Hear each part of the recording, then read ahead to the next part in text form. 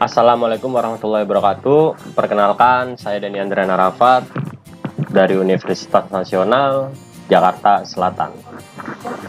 Baik, di sini saya akan menjelaskan materi tentang jurnal pembelian bahan baku dan bahan penolong. Dalam pembahasan kali ini, kita ada 5 poin yang harus dibahas. Yang pertama, apa itu bahan baku dan bahan penolong? Kedua, jenis karakteristiknya. Ketiga, perbedaan mendasar bahan baku dan bahan penolong. Keempat, cara mengelola bahan baku dan bahan penolong dengan jurnal. Kelima, kesimpulan.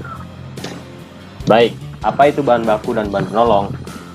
Bahan baku merupakan bahan utama yang diperlukan untuk membuat suatu produksi, di mana barang ini harus diolah dan melalui proses untuk dijadikan ke bentuk lainnya, baik menjadi barang jadi maupun setengah jadi yang dapat digunakan untuk memenuhi kebutuhan hidup manusia.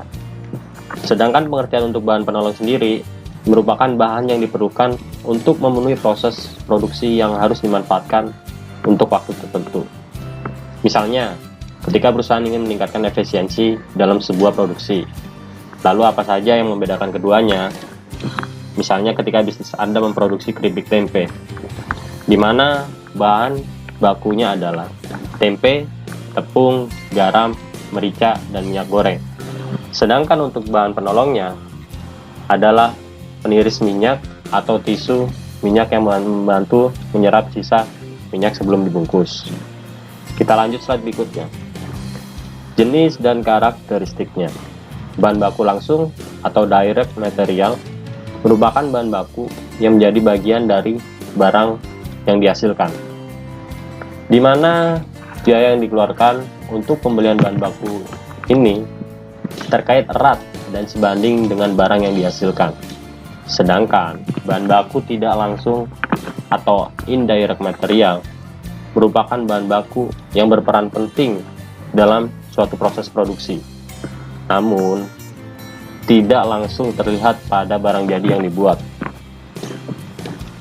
Untuk slide selanjutnya, lalu bagaimana dengan bahan penolong?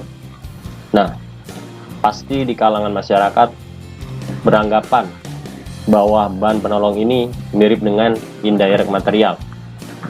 Untuk membedakan keduanya, jika bahan langsung ini tidak tersedia, proses produksi dapat terganggu. Sedangkan tanpa bahan penolong, proses produksi tetap bisa berjalan, namun bisa mengurangi